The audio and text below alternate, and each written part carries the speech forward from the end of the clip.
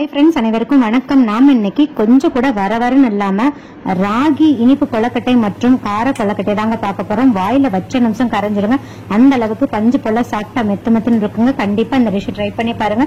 வாங்க வீடியோக்குள்ள போலாம். இன்னைக்கு 1/4 மூடி தேங்காய் எடுத்து அதை மிக்ஸி ஜார்ல துருவின மாதிரி எடுத்து வச்சிருக்கேங்க. அது கூட 2 ஏலக்காயும் சேர்த்து போட்டு அரைச்சு வச்சிருக்கேங்க.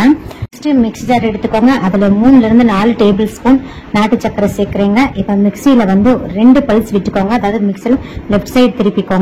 2 பல்ஸ் விட்டு எடுத்துக்கிட்டீங்கன்னா நல்லா பவுடர் மாதிரி கிடைக்குங்க. இதை அப்படியே பவுல்ல டிரான்ஸ்ஃபர் பண்ணிட்டு ரெண்டையும் ஒரு ஓரமா வச்சு விட்டுருங்க. நெக்ஸ்ட் இதே மாதிரி ஒரு பேன் எடுத்துக்கோங்க. அதுல நான் இன்னைக்கு 1 கப் ராகி மாவு எடுத்திருக்கேங்க. கடையில வாங்குற ராகி மாவு தாங்க எடுத்திருக்கேன். இந்த ராகி மாவை கடாயில சேர்த்து விட்டுருங்க. ஸ்டவ் ஆன் பண்ணிட்டு ஃபிளேமை கம்ப்ளீட்டா சிம்ல வச்சு விட்டுருங்க. இந்த ராகி மாவை ஒரு 3 இருந்து 5 நிமிஷத்துக்கு நல்லா வாசனை வர்ற அளவுக்கு வறுத்துக்கோங்க. இந்த மாதிரி வறுத்து செஞ்சாதாங்க நம்ம செய்யற கொழக்கட்டை நல்லா சாஃப்டாவும் அந்த வரவறுப்பு தன்மை இல்லாம நல்லா பஞ்சு போல இருக்குங்க. அதே மாதிரி அந்த ராகியோட பச்சை ஸ்மெல்லாம் இல்லாம சீக்கிரம் வெந்து கிடைக்குங்க நமக்கு. அதனால இந்த ப்ராசஸ மறக்காம செய்யுங்க. இப்ப பதம் பாத்தீங்கன்னா கையில தொட்டோம்னா நல்லா சுருன்னு அந்த சூடு கையில ஏறணுங்க. அந்த அளவுக்கு நல்லா வறுத்து விட்டுருங்க. அந்த வறுத்துட்டு இருக்கும் போது நல்ல கமகமன் இந்த ராகியோட வாசனை வருங்க. இப்ப பாருங்க 5 நிமிஷம் ஆயிடுச்சு. இதை நம்ம ஒரு பவுலுக்கு டிரான்ஸ்ஃபர் பண்ணிடலாம். டிரான்ஸ்ஃபர் பண்ணிட்டு ஒரு 5 நிமிஷத்துக்கு நல்லா ஆற வச்சிருங்க. பாருங்க மாவு கம்ப்ளீட்டா நல்லா ஆறிடுச்சு. இப்ப டேஸ்ட்டுக்காக 2 பிஞ்ச் சால்ட் சேர்த்து விடுறேங்க. சேர்த்துட்டு நல்லா மிக்ஸ் பண்ணி கொடுத்துருங்க. இப்ப மிதமான சூட்ல இருக்கிற தண்ணி 1 கிளாஸ் எடுத்துக்கோங்க. தண்ணி ரொம்ப கொதிக்க கூடாதுங்க, மிதமான சூட்ல இருக்கணும். அதாவது கை பொறுக்குல சூட்ல இருக்கணும். இப்ப தண்ணிய ஒரே தான் ஊத்துறாதீங்க. இந்த மாதிரி வீடியோல காமிக்கிற மாதிரி தெளிச்சு நல்லா மிக்ஸ் பண்ணிக்கோங்க. நம்ம புட்டுக்கெல்லாம் மாவு மிக்ஸ் பண்ணோம் பாத்தீங்களா, அதே மாதிரி தெளிச்சு மிக்ஸ் பண்ணிக்கோங்க. இப்ப பாருங்க மாவு ஓரளவுக்கு ஈரமாயிடுச்சு. இப்ப பதம் பார்த்துடலாம். இந்த மாதிரி நம்ம பிடிச்சு பார்த்தோம்னா புடி கொலக்கட்டை மாதிரி டக்குன்னு பிடிக்க வரணுங்க. இப்ப உதுத்தோம்னா நல்லா பொலபலன்னு உதிரணும். இதுதான் கரெக்டான பதம். அந்த நம்ம புடி கொலக்கட்டை மாதிரி பிடிக்கிற பட்சத்துல அந்த கொலக்கட்டையில எந்த கிராக்கும் இருக்கக்கூடாது. அந்த அளவுக்கு நம்ம டக்குன்னு பிடிக்க வரணும். இதுதான் கரெக்டான பதம். இந்த அளவுக்கு நீங்க மாவை தண்ணி ஊத்தி மிக்ஸ் பண்ணிக்கோங்க. இப்ப பாருங்க இந்த மாவுல சிறு சிறு கட்டிகளா இருக்கு. இந்த கட்டிகள் அனைத்தையும் நம்ம கையில உதுத்து விட முடியாது. இந்த கட்டிகளோட நம்ம வேக வச்சாலும் அந்த கட்டிகளும் வேகாதுங்க. அதனால இந்த மாவை எல்லாத்தையும் நம்ம மிக்ஸி ஜாருக்கு டிரான்ஸ்ஃபர் பண்ணிடலாங்க. நான் இன்னைக்கு கொஞ்சமா எடுத்துக்கிறதுனால சிறிய மிக்ஸி ஜார்ல சேர்த்திருக்கேன். நீங்க அதிக அளவு எடுத்தீங்கன்னா பெரிய மிக்ஸி ஜார்ல சேர்த்துட்டு 2 பல்ஸ் விட்டு எடுத்துட்டு வந்துக்கோங்க. பாருங்க எந்த அளவுக்கு நல்லா சாஃப்டா இருக்குன்னு. கொஞ்சம் கூட கட்டிகள் இல்லைங்க, பஞ்சு போல மெத்துன்னு இருக்கு. நெக்ஸ்ட் இட்லி தட்டை எடுத்துக்கோங்க. அதுல நல்லா கிளீனா ஒயிட் கிளாத் எடுத்துக்கோங்க. அதை தண்ணியில நினைக்க வேண்டாம். இப்ப புட்டு மாவை அப்படியே ஊத்து விடுங்க. ரொம்ப அழுத்தம் கொடுக்க வேண்டாம், அப்படியே லைட்டா ஊத்து விட்டுருங்க. இப்ப பாருங்க இட்லி பாத்திரத்துல நல்லா தண்ணி கொதிச்சிருச்சு. தண்ணி கொதிக்கவும் ஃபிளேமை சிம் பண்ணிருங்க. நல்லா தண்ணி கொதிச்சதுக்கு அப்புறம் தாங்க நம்ம இட்லி தட்டை உள்ள வைக்கணும். இப்ப இட்லி தட்டை உள்ள வச்சுட்டு மூடி போட்டு க்ளோஸ் பண்ணிட்டு மிதமான தீயில, அதாவது மீடியம் ஃபிளேம்ல வச்சு ஒரு 15 நிமிஷத்துக்கு நல்லா வேக வச்சுக்கோங்க. ஏன்னா ராகி மாவு கொஞ்சம் வேகிறதுக்கு டைம் எடுக்குங்க. நல்லா ராகி மாவை வேக வச்சுதான் சாப்பிடணும். இல்லாட்டி வயிற்று வலி, வயிற்றுப்போக்கு போன்ற உடல் உபாதைகள்லாம் வருங்க. அதனால நல்லா வேக வச்சுக்கோங்க. இப்ப அந்த ராகி மாவு வெந்து நல்ல ஒரு கமகமன் ஸ்மெல் வருங்க. அதுவும் இல்லாம இட்லி பாத்திரத்தை சுத்தி நல்ல ஒரு ஸ்மோக் வரும்.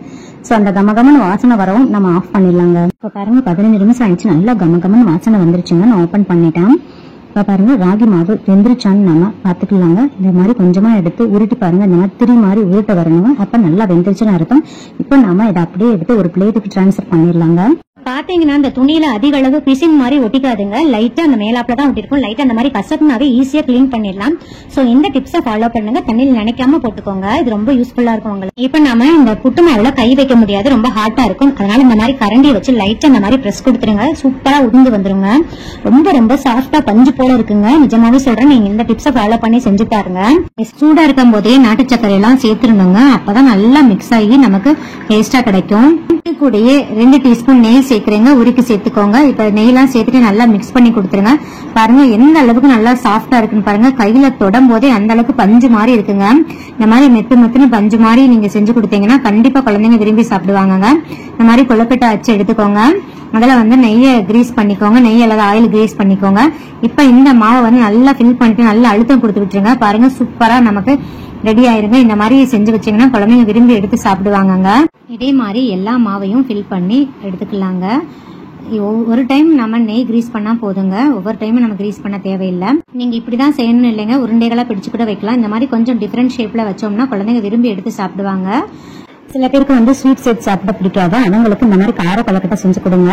வேக வச்ச ராகி மாவுல நாட்டு சர்க்கரை சேர்க்கறதுக்கு முன்னாடியே கொஞ்சமா மாவை தனியா எடுத்து வச்சுக்கோங்க. அதே இல்லாம சுகர் பேஷண்ட்டுக்கு அது ரொம்ப ரொம்ப யூஸ்ஃபுல்லா இருக்குங்க. வெயிட் லாஸ் பண்றவங்களுக்கும் யூஸ்ஃபுல்லா இருக்கும். இப்ப பாருங்க, கடாய் எடுத்துக்கோங்க, 1 டீஸ்பூன் ஆயில் சேர்த்துக்கோங்க, கடுகு உளுந்தம் பருப்பு சேர்த்துக்கோங்க, 1/4 டீஸ்பூன் கடுகு, 1/2 டீஸ்பூன் உளுந்து, கடுகு வெடிச்சு உளுந்து நல்லா சிவந்து வரட்டுங்க. ஒரு பச்சை மிளகாயை குட்டி குட்டியா கட் பண்ணி வச்சிருக்கேன், அதையும் சேர்த்து விட்டுருங்க. கொஞ்சமா கருவேப்பிலை சேர்த்துக்கோங்க. ஒரு மீடியம் சைஸ் வெங்காயத்தை குட்டி குட்டியா கட் பண்ணி வச்சிருக்கேன். வெங்காயம் வதங்கிறதுக்காக கொஞ்சமா சால்ட் சேர்த்துக்கோங்க. வெங்காயம் வதங்கி கண்ணாடி பதத்துக்கு வரட்டுங்க. இப்ப பாருங்க, கொஞ்சமா நான் ஒரு கைப்பிடி அளவு கேரட் துருவல் சேர்த்துக்கிறேங்க.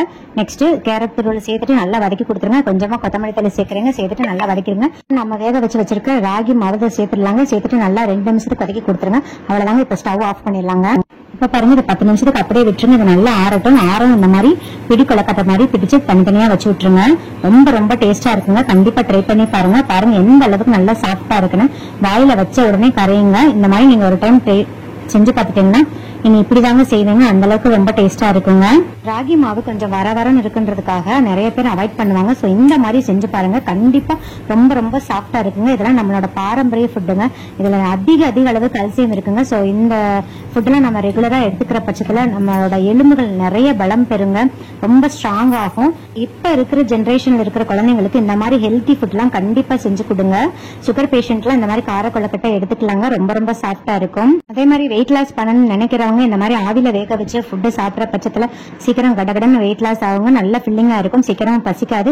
சோ கண்டிப்பா இந்த டிஷ் ட்ரை பண்ணி பாருங்க. இந்த வீடியோ உங்களுக்கு மிகவும் பயனுள்ளதா இருக்கும்னு நினைக்கிறேங்க. இந்த வீடியோ பிடிச்சிருந்தா லைக், ஷேர், கமெண்ட் பண்ணுங்க. மறக்காம சப்ஸ்கிரைப் பண்ணுங்க. உங்க ஃப்ரெண்ட்ஸ் அண்ட் ரிலேட்டிவ்ஸ் கூட நிறைய ஷேர் பண்ணிக்கோங்க. சுவை அறிந்த டிஷ் வைத்து பாருங்கள். நன்றி, வணக்கம்.